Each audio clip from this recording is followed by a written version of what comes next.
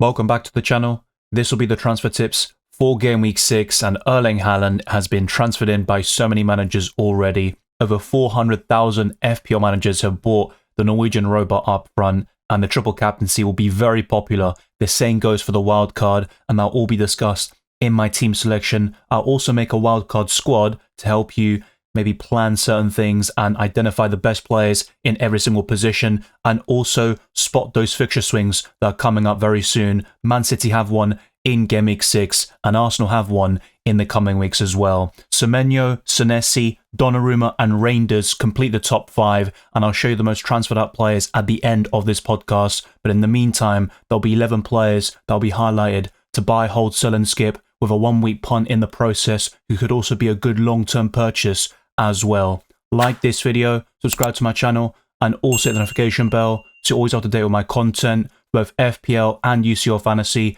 The Champions League videos will return next week with a limitless and wildcard squad into separate videos, my team selection where a chip could be activated, and I'd highly recommend you check out my chip strategy videos for FPL and UCL Fantasy, and the deadline streams headed your way. Check all the links in the description for my Patreon and the championships, further links to my videos, amongst many other perks. My Discord server, the FPL League and Spotify can also be found in the description. Thank you for helping me reach 36,000 subscribers over the last couple of days, and only last week we also hit 35k, so more goals will be achieved in the future, and it's all thanks to your support. But without further ado, let's jump straight into it. It was only a couple of weeks ago where I covered Erling Haaland during the international break in the Game Week 4 edition of the transfer tips, and I talked about buying him in before that Man United game where he scored a brace and he went on to score at the Emirates to put Man City ahead in that 1-1 draw. It's Burnley at home next, followed by Brentford away, Everton at home, Aston Villa away and Bournemouth at home. Haaland could easily score in every single one of those matches, and this is his worst start to a Premier League campaign, and he has 6 goals in 5 matches. The numbers are incredible, as you'll see very soon, and the ownership has essentially doubled over the last couple of weeks. It's now 41.5, and I think he'll reach 50% quite comfortably before the Game Week 6 deadline this weekend. He has scored 46 FPL points. There'll be a huge shift from Salah to Haaland in the coming days, and I think Haaland is the go-to asset now, especially for Game Week 6, and it's the best triple captaincy opportunity so far this season. He has a great record against Burnley. I know the Clarets deserve credit for their recent performances, and they've been very solid defensively, but Man City and their style of play I think will be perfect in terms of dominating that game against Burnley, scoring multiple goals and creating those chances for Erling Haaland. He already has a hat-trick to his name against the Clarets, and he could do so once more this weekend. His stats are simply incredible, with 21 shots overall, 20 inside the box and 10 shots on target. The XG is 6.2, so that number is extremely sustainable, and he's had 10 big chances so far this season, even 2 big chances created and 2 key passes. His link-up play has improved this season, and his goal scoring is always going to be up there with the very best in the business like Harry Kane and Kylian Mbappe. I think Erling Haaland will win the Golden Boot this season if he stays fit. That was my prediction from the summer, and it doesn't take a genius to predict that sort of thing. He is on course to achieving yet another Golden Boot in his career, and from Game Week 6 onwards, he becomes the standout for the captaincy, and if you have to sell Salah in the process to buy Erling Haaland, I would do so, because the Norwegian is currently number 1 in FPL. Another player I covered earlier this season was Bruno Fernandes, and I talked about buying him before the Burnley fixture, and that's when he returned his first FPL goal this season, courtesy of a penalty in the dying embers of that game. That was one of my regrets. My FPL season started going downwards very fast, and one of the catalysts was not going for Bruno Fernandes at the time. He also followed that up with a 10-pointer against Chelsea, but there are 3 blanks in there this season, so you might get a lot of inconsistencies from Bruno Fernandes, but once it clicks, and we saw that purple patch towards the end of last season, you can get a lot of goals and assists on a consistent basis, but it might take a while for United to click and for Bruno Fernandes to deliver that sort of consistency you're looking for, especially for a 9 million midfielder. But for some people, replacing Salah with Bruno Fernandes would give them enough money to go from Ollie Watkins to Erling Haaland. In that sort of scenario, I would advocate those sorts of transfers. I know Watkins, who I'll get on to very soon, he could score against Fulham and be an absolute troll in FPL, and that is ultimately FPL heritage and also stuff you see in the Premier League and football. It's completely unpredictable,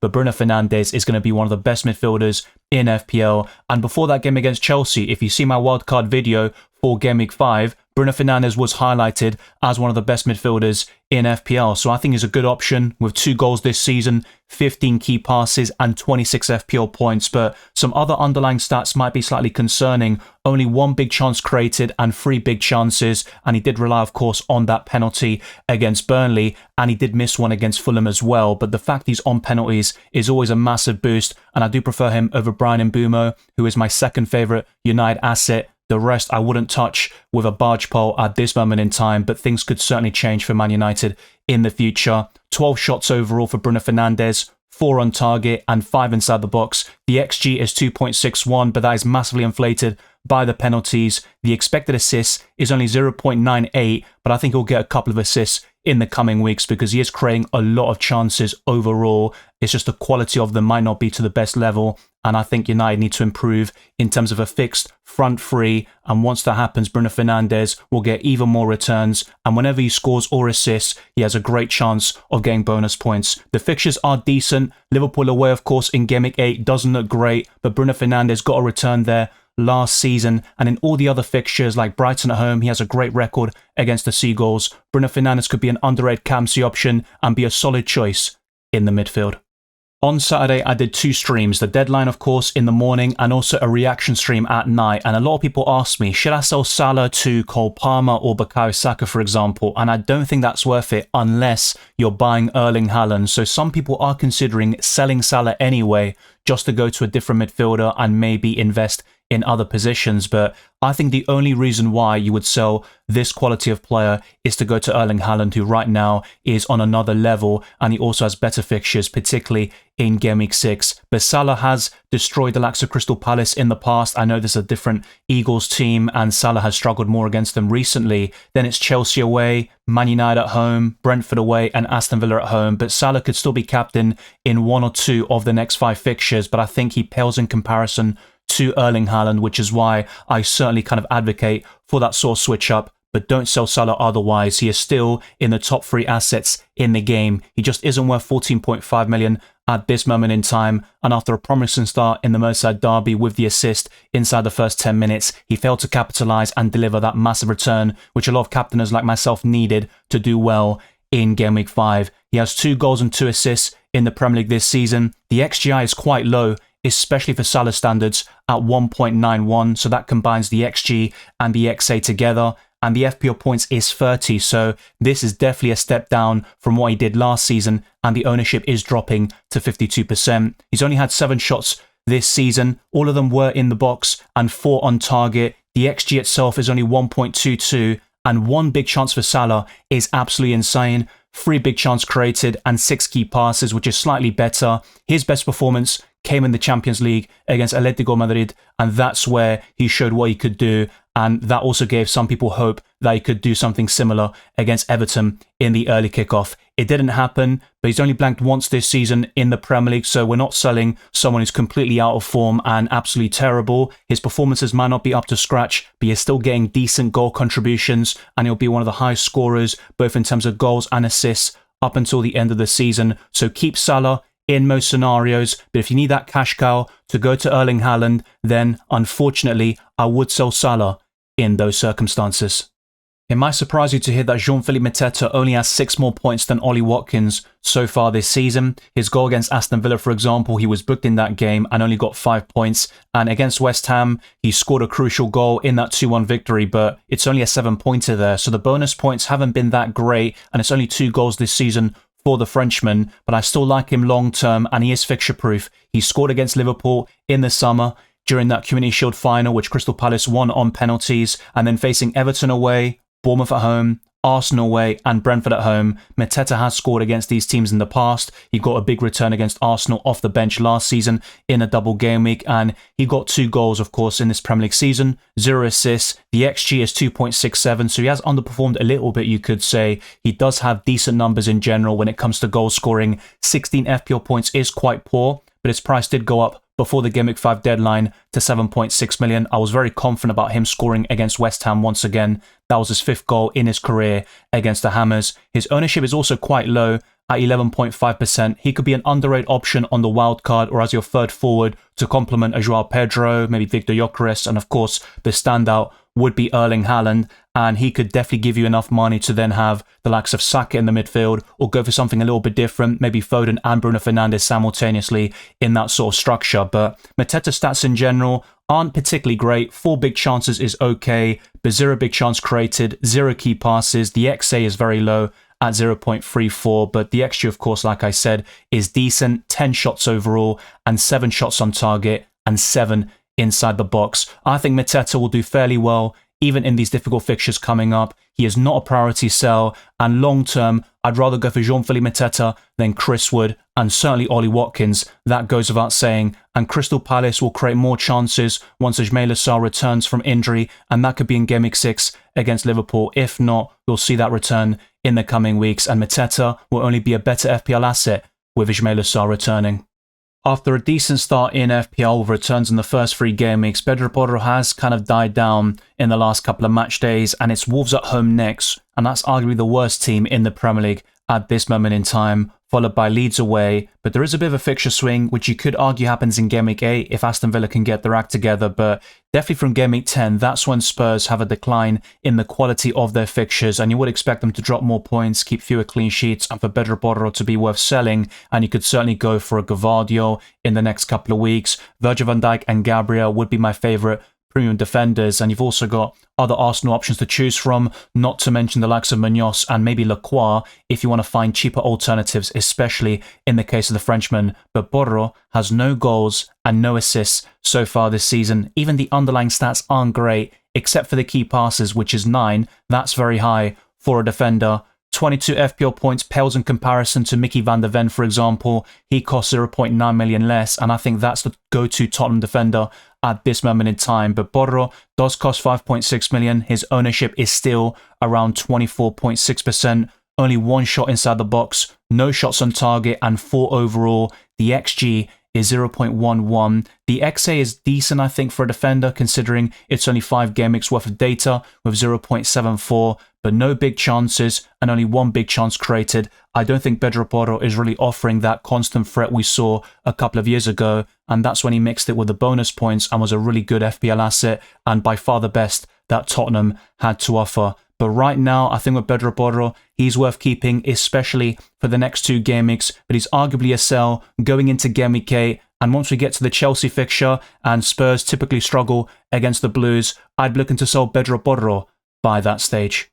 Game Week 5 was an absolute disaster for me. Only 3 players were sent off over the weekend, and 2 of them are in my 15-man squad. And unfortunately for me, I picked Robert Sanchez over Martin Dubravka, but if you saw my deadline stream, I actually flipped a coin and it landed on Dubravka. I should have listened to the bloody coin, but maybe by that stage, I'll turn into Two-Face. In the case of Robert Sanchez, 12 saves so far this season, 2 clean sheets, both of them at Stamford Bridge, and only 1 bonus point, which came in Game Week 1 against Crystal Palace. And to be honest, Chelsea should have conceded on that occasion and against Fulham. 16 FPL points, but that was a -3 going for Robert Sanchez against United. He was sent off in the first 5 minutes, and that's a 1-game ban because of a professional last man foul, but that can be served in the Carabao Cup in midweek. So Robert Sanchez will miss the game against Lincoln, and he'll be available in Game Week 6 against his former club, Brighton. But could Sanchez be on the bench and punished, so to speak, in football terms, of course, and Jorgensen starts? That's a possibility, but I think Robert Sanchez could still get the nod,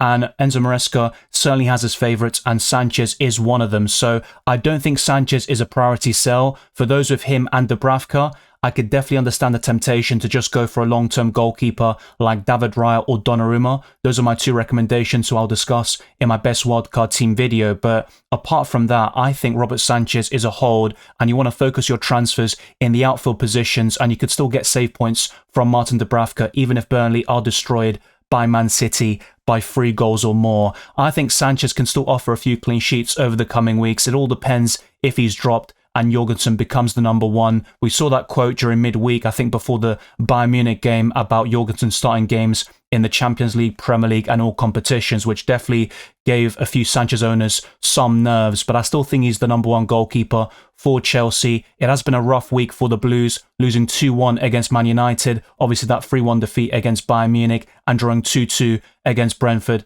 But I think they'll be back on track, winning against Lincoln. Robert Sanchez will miss that game, and he's available for Game Week 6. But with FPL transfers, you want to focus that on the outfield positions. Ollie Watkins is one of the biggest FPL trolls I've ever had the displeasure of owning. I know this season there were definitely a lot of reasons why he was worth the consideration and investment, because Aston Villa had the best fixtures from Game Weeks 1 to 8. During pre-season, Aston Villa had a few shaky signs, but that was more so defensively. They were still creating chances and Watkins was on fire, but it just all went horribly wrong from the get-go. You saw the fixtures coming up and you're like, just give him another game. Okay, one more match, and it just keeps on going and the returns just don't really come about. The same goes for Florian Wirtz as well, but Ollie Watkins is a clear sell at this point. I think he can score against Fulham and Burnley. There's no doubt about that, and I just know the second that people sell him and his ownership drops to below 10%, he's going to score goals and Aston Villa will click. That can happen. It's the Premier League, it's FPL, and we get these sorts of moments that you can laugh at afterwards unless you absolutely cry through the pain. But I think Watkins is just not worth the money at this point, and long term, the likes of Victor Gyökeres, Joao Pedro, Sean-Philippe Mateta, just to name a few, Ivanosen, Erling Haaland, they're all going to offer better value and also get more points in the process. I think Watkins will come good. He has a great record against Fulham. I think he's only blanked once against them in home matches, but with the way Aston Villa are playing, I don't see where they're going to score at this moment in time. It took a wonder strike by Matty Cash to give them the lead, and just before that, by the way, how was Hume not sent off? Sunderland should have been down to 9 men in my opinion, and with Villa, they still didn't deserve to win the game against 10-man Sunderland, because the Black Cats were incredible considering their disadvantage. They still kept on pushing. They should have been down to 9, but Aston Villa didn't do enough to win that game. Watkins had no service until the final few minutes of that match, and he squandered those opportunities towards the end. He has no goals and no assists, 10 FPL points, only 2 shots on target, and his ownership will drop very soon to 10% and below, so he can become a massive differential. And for those of you that are crazy enough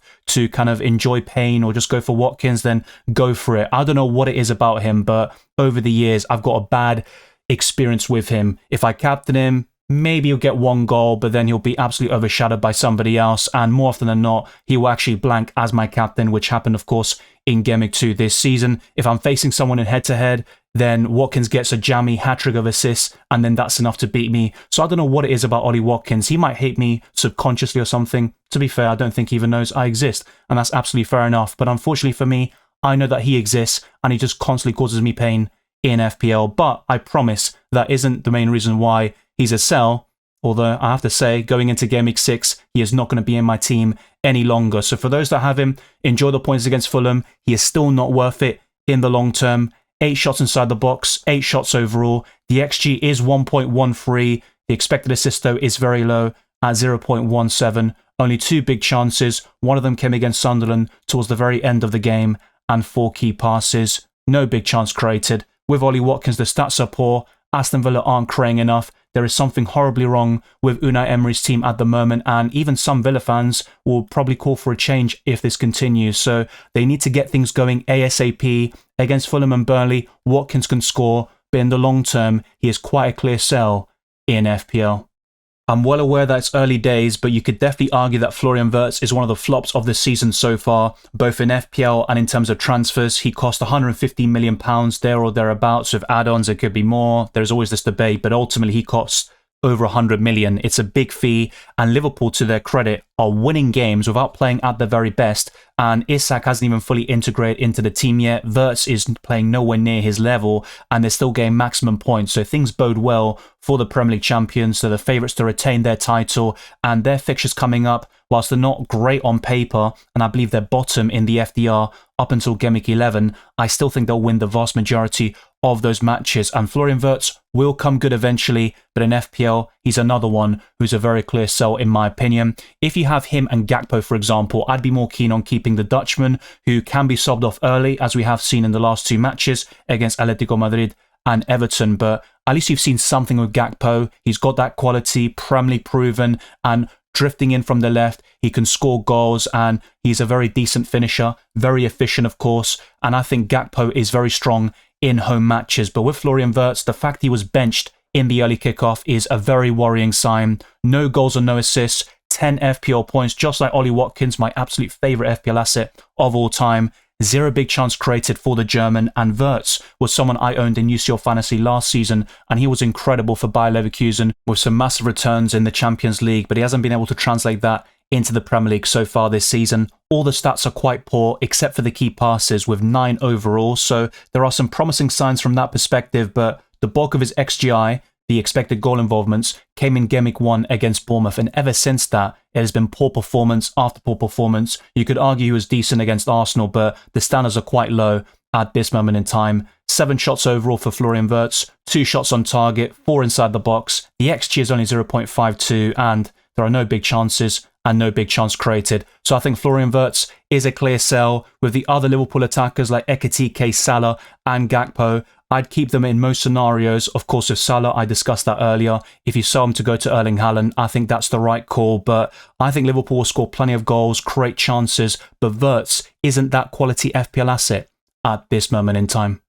Despite all of their attacking talent, Ryan Gravenberch has been the best Liverpool player so far this season, and he was suspended in Game Week 1 following that red card in Game Week 38 in the last campaign against Crystal Palace, but he was a massive boost, I think, for Liverpool, who had some clear deficiencies defensively and also kind of coming up against those transitions. We saw that against Bournemouth, but Gravenberch has helped, especially in those fixtures against Newcastle and Everton, where he was man of the match. Coming up next is Crystal Palace away, and Gravenberch will get the odd goal or assist here and there. And in terms of defensive contributions, he has only scored that once this season, and that came in the Merseyside derby. So he ticked all the boxes in Game Week 5, but I don't think he'll do that on a consistent basis. 2 goals and 1 assist this season. The XA is 0.32. 27 FPL points, so a lot of these stats are quite similar to Martin Zubimendi, who I talked about skipping last week after his brace against Nottingham Forest. And Gravenberch has 2 shots on target, 2 inside the box, but 7 shots overall is decent for a defensive midfielder, and he can score from distance like he did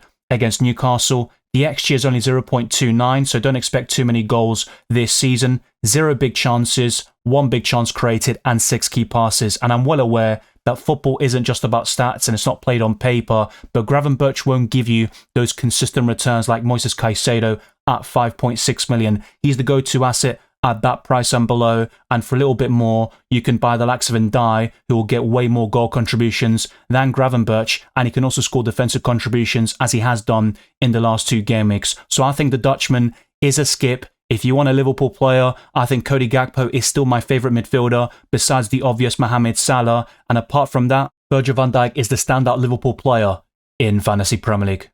Mark Gay is the 7th most transferred in player at this point of the game week, only behind Gravenberch and the top 5 highlighted at the beginning of this podcast. I think he's a good long-term acquisition, so I'm not really discouraging people from buying him in the coming weeks, but for Game Week 6, I would avoid against Liverpool at home. There is a storyline going on there, facing a club that he almost joined on transfer deadline day, and his goal contributions recently have also been very impressive. He got the assist against West Ham, and just before the late drama in the transfer window, he scored a brilliant goal against Aston Villa and delivered a massive return. So he has been very impressive from an FPL perspective. He is the 2nd highest scoring defender so far this season with 36 points. The defensive contributions are also decent with the same number, 36, 1 goal, 1 assist. The ownership is also fairly decent, and I think a lot of people will be looking to invest in Mark Gay over the coming weeks. The ownership is actually very surprising for me, 24.3%, but he definitely warrants that 4.7 million price tag. Chris Richards might go under the radar.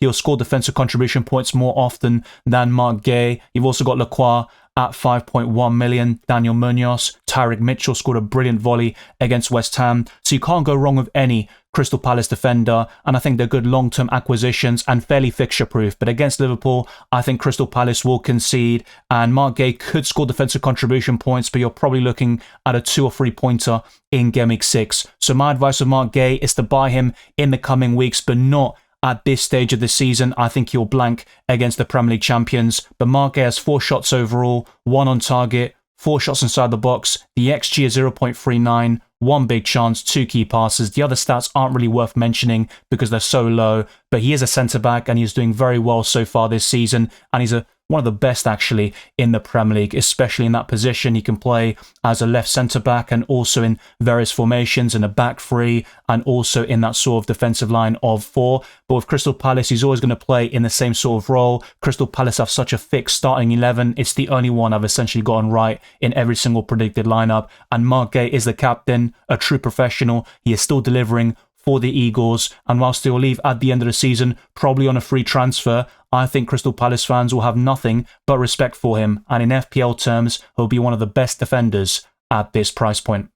The 11th and final player covered today is Phil Foden, who could easily be a purchase with those upcoming fixtures. He scored a hat-trick against Brentford a couple of years ago when he won the Premier League Player of the Season award. Everton at home, Aston Villa away, Bournemouth at home. These are fixtures where Foden could certainly excel in, and the same goes for Burnley at home coming up next. So I think it's probably a wait and see with Foden. He is my second favourite City attacker. At this moment in time, you could certainly class Rangers as a better FPL option overall, and he'll offer better value, but Erling Haaland is the standout and the priority for most people. And if you want to complement that with that second City attacker, I think Foden is the one to go to, even over Doku, who has been in good form as well. But I think Foden has the highest ceiling. He got 12 points against Man United, and he also got DEFCON, which was very surprising. He got an assist against Napoli during midweek, and he started against Arsenal, played 67 minutes, so it's a very promising week for Foden, and he should be first choice. I think Man City will rotate against Huddersfield and then play their strongest team, or what Pep sees as the strongest team, against Burnley at home. It's 1 goal in the Premier League so far this season, 0 assists, 4 shots, and 16 FPL points. His ownership is very low at 3.3%, and the price tag is 8 million, but that could rise to 8.1 before the deadline. And I think Man City will win most of these games coming up and score plenty of goals, especially in Gameweek 6. Foden only has 2 shots on target, 3 shots inside the box, and the XG is 0.46. No big chances, and you guessed it, no big chance created. Only 2 key passes, but I think Foden, with more minutes, will get even more goal contributions. He can score from outside the box, and I think he'll be one of the best midfielders for the next 5 game weeks if he gets those consistent starts and the minutes.